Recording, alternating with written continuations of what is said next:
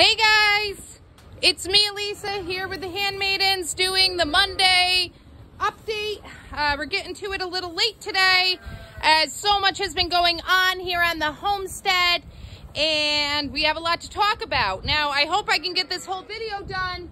We have been having such strong winds today that it has knocked out my internet and I don't have much battery charge on this phone right now that I'm recording on, so I hope we don't lose power, but it has just been wild. Now, the last time I saw you was not last Monday, but the Monday before. I came on and I did my update, and then my daughter wound up getting, my 2-year-old wound up getting really sick. So, hi baby. So, my son hopped on and he wound up doing our tomato video. If you haven't seen that, check that out.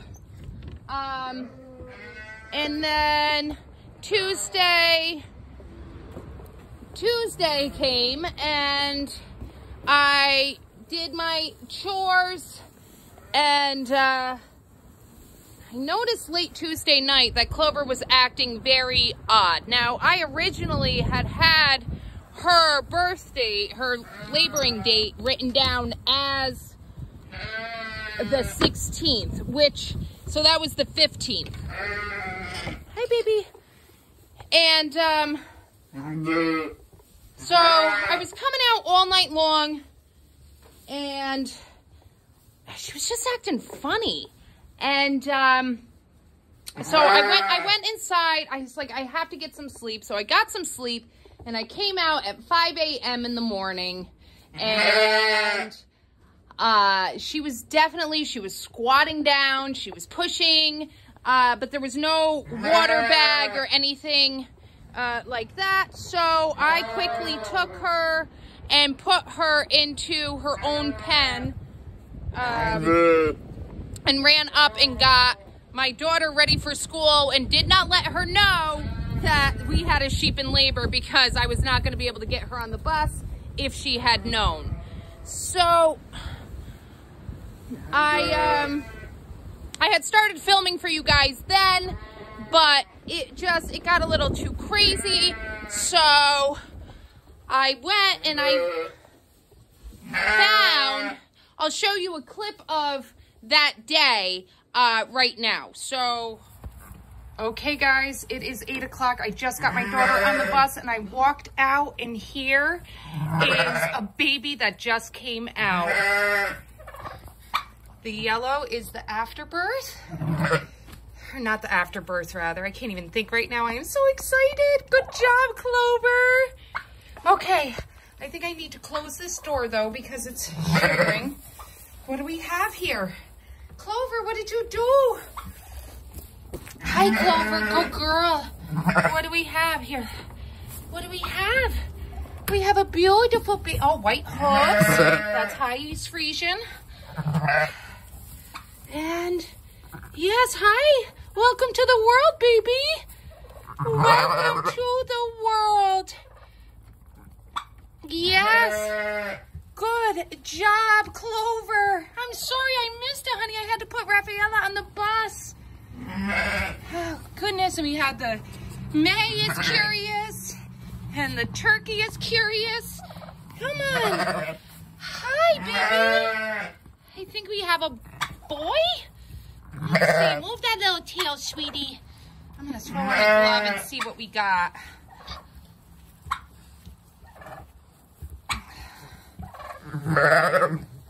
Yes. Welcome to the world, sweetheart.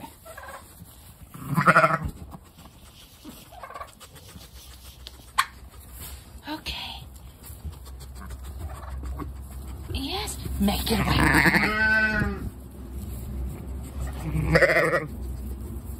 Nope, I think it's another girl. It's another girl. Okay, but girl, that's nice. Yes. Yes. Good job, Clover.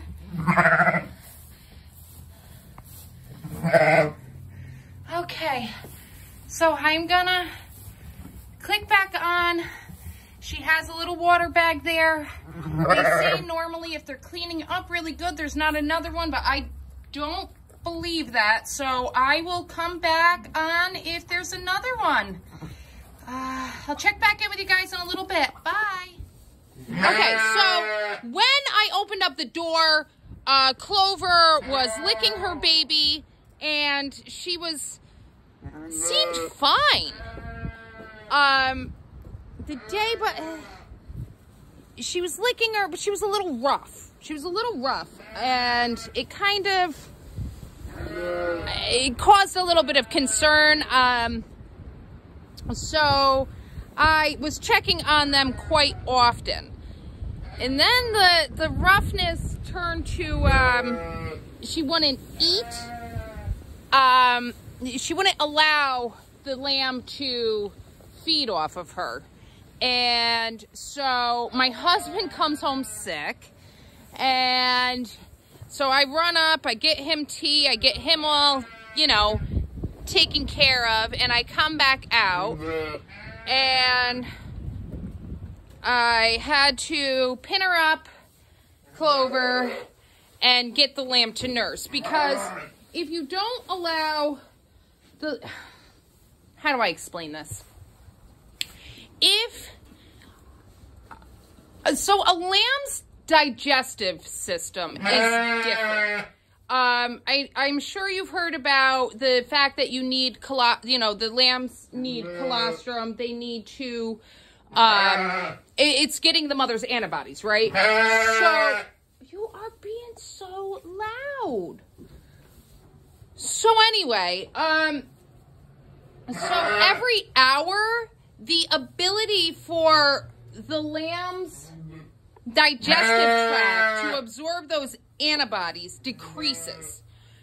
So it is really important if you're doing your first lambing, that you know that information. You have got to get colostrum in those lambs.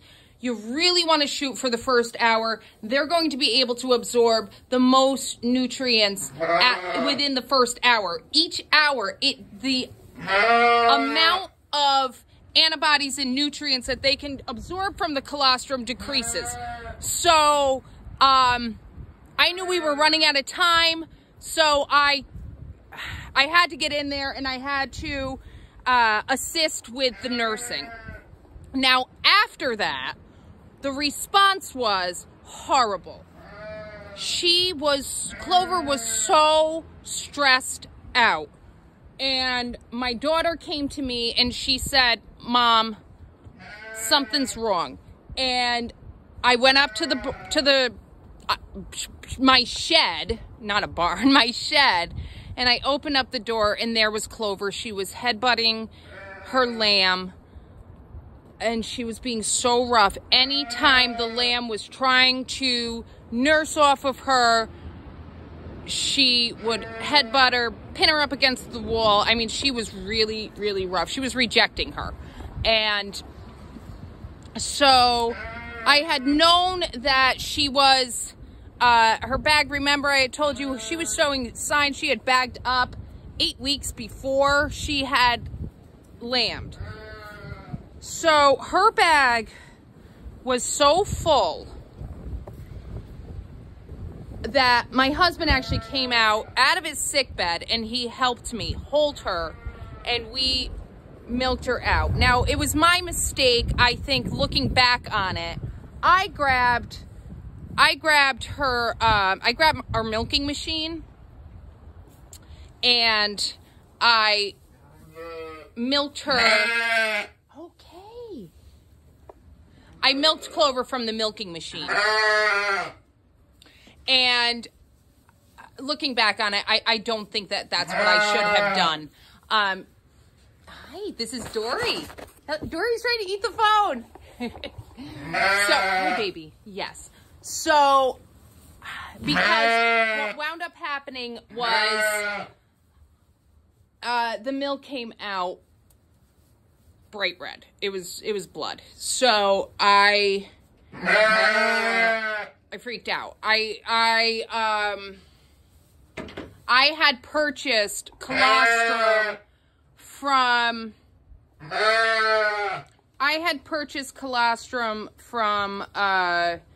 Tractor Supply, and so I made a bottle of that, and I fed Annie the colostrum out of a bottle, and she took it good. Let me bring you to meet her, actually. Come here, Dory, let's get in. Come here. It's okay. So, my door's not cooperating. So I went and I fed her in the barn, and she took, my door is not cooperating. Hold on, guys, I'll be right back. Okay, I'm back. Sorry about that. So Annie took the bottle really, really well, but she continued to try to nurse off of Clover. And so Clover continued to beat her up and started pinning her, and it wasn't pretty, so it wasn't gonna work. So I wound up having to take Annie and inside, and this is what it looked like.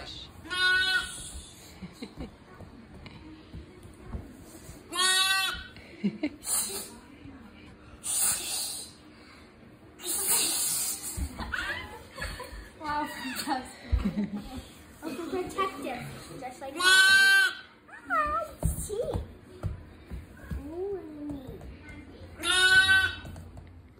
So we had this lamb in the house. My daughter made the diapers, and we were feeding Annie all through the night. And finally, it was like midnight, and she was just screaming and screaming and screaming and crying and screaming.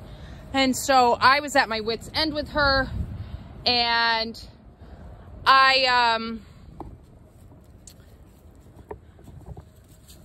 was at my wit's end, and I just said, you know what, I'm going to bring her out with the other sheep, and maybe we can get an adoption going on. Maybe Cotton, who is such a good mother, will, you know, take this lamb. I knew that I didn't have any of her scent to rub on her, but I figured at this point it was like, just try anything. So I brought her down, and of course I set her down, and Cotton winds up, you know, getting rough with Annie, the lamb, and Dory, our other sheep, winds up getting really rough with the lamb, and Adley, the other lamb, was like in her glory. She loved her so much, but it was really upsetting the other sheep.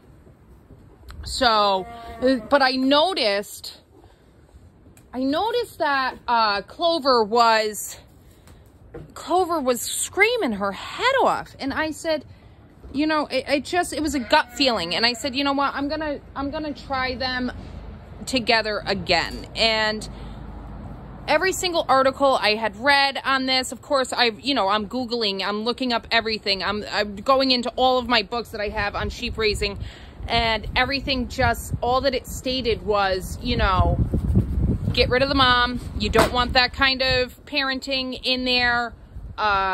Bottle baby, and get rid of her. Like, that's all that was saying. They were just like, you know, bad mom. You know, I'm looking at, oh my God, this is mastitis. There was clean milk on one side, and the other side had blood. I'm like, okay, great. You know, how did she even get that? We clean out the stalls like constantly, and she couldn't have caught it from the lamb because she hadn't milked yet. So this was just like, everything I read said not to do what I did next, but I listened to my gut, and I said, come here, sweetheart. I said, you know, no, she needs her mom. There she is. And so I listened to my gut, and I was right, because when I brought little Annie in, to Clover again. Clover was so relieved to have found her baby and allowed her to drink off of the one side that was the clean milk. So I watched them for a while, and they did great together.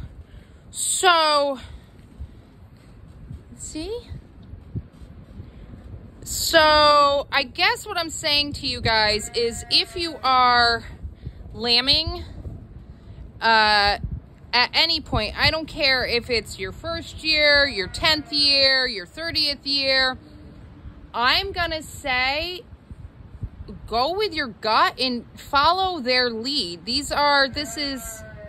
They know what they're doing. This has been going on for generation after this is sheep raising and sheep are not brand new to this world. They know what they're doing, and they have evolved to know what they're doing. Now, Clover is a very young mother. She's not even a year old yet. And, the fact that these sheep are successfully lambing with no complications on their own, I'm going to say is outstanding, because I do not hear such great results from other farmers that have been documenting and keeping up on their lambing stories with their yearlings. So I feel as though they needed a chance, and we love these guys so much, like they're family, not farm animals. So I'm happy to say I would have continued to milk Annie I would have kept her as a bottle baby. But I am so happy and so relieved that Clover calmed down. She just needed a break. She had an intense labor that was scary for her. She was young, and so she needed that break, and she got her break, and then she was ready to take on motherhood. Now, she's not the greatest mother. She does tend to wander, but what I have now is I actually wound up having to set up the barn a little different, and I will show you that from this side. This is something that we wound up having to do yesterday. What are you doing? You want to go back to your pen? See, she's following her baby, and look at it. After all of that, and this was a rejected lamb, so don't give up, guys, okay? If you have this situation, take the time. Take the time to work with the mom and the lamb to see if you can't get them to... Come on, come on.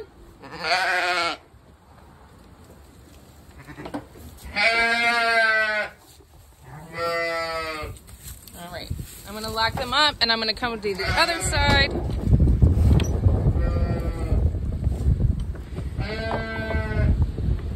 So take the time, guys, and work with the mom and the lamb to see if you can't reunite them again. Now, our star mother who gave birth to Adley, this is Adley over here, and this is very loud Cotton. And so we had the girls over here with a cattle panel, right? And we had the boys on this side. Well, we moved the boys out, and I talked to you about that. But it was so nice out this weekend, and we were doing yard work. We let everybody out. Everybody was wandering and playing and having a great time. But what we kept on noticing was that Cotton, who is an amazing mother to Adley, really looks at Annie, the newest lamb, as a threat. So she kept on ramming her and beating her up really bad.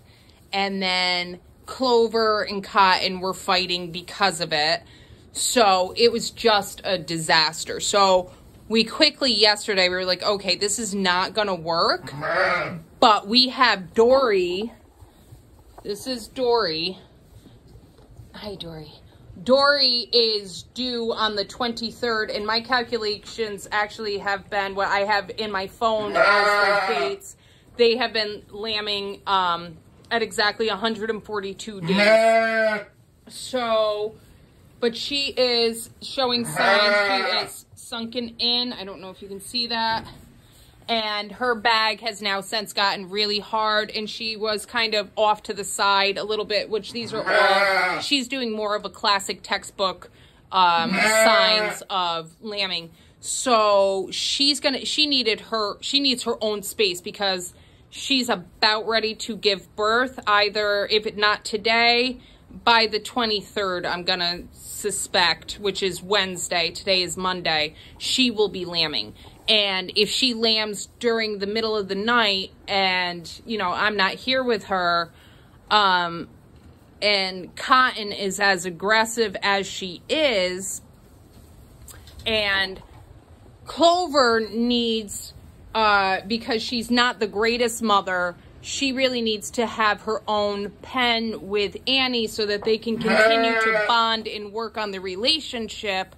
I cannot trust that Clover or Cotton isn't going to do anything to Dory's baby. So what we have wound up having to do, and this is a temporary thing, is we put up another cattle panel here, which we have just, I don't know if you can see that, we have just stapled up a cattle panel on this one side. So they have, it's a 5 by 8 space in the center. They have their own hay, they have their own waterer, they have their own minerals and salt lick, and they seem to be very happy in here. So I think we're going to keep it this way for now, and you're going to have to follow along to see what we wind up doing in the next couple of weeks when they go out to pasture, because Clover is going to be ready, or Cotton is going to be ready to milk in 2 weeks, because Adley will be 4 weeks. 10 days after that, then Clover will be ready, and then a week after that, Dory will be ready. And so it's kind of staggered, but I was going to lamb share with them so that they could continue to milk their babies whenever they wanted. But seeing the aggression, I really don't think that that's the best thing to do. So pretty much what we're doing is just playing it by ear, watching, not by ear, but I'm following their lead with this to see how it's going to work for everybody and what's going to be the best for everybody involved. Me as the homesteader and my sanity level, and the sheep and their babies, to make sure that everything flows smoothly so that we have a happy, healthy herd, a flock of sheep, and everybody thrives. In the next, this video is getting so long, so I just want to kind of wrap things up right now, I think. I do want to say that I did wind up making a mint rub for Clover and for the rest of the girls that I will be using on their milk bags now as a preventative and treatment for mastitis. Clover's milk cleaned up by the next day, so it's looking more like it was an injury than mastitis. So she has clean milk on both sides, but kind of seeing that just reminded me of how much I don't, you know, we're doing it more like an organic, all natural way of homesteading. So I have an aloe plant that I harvested, and I did a cup of that with 20 drops of tea tree and 20 drops of peppermint essential oils. And I am rubbing that on their bags to make sure that they do not develop mastitis, because it has, the peppermint and the tea tree have antimicrobial, antifungal,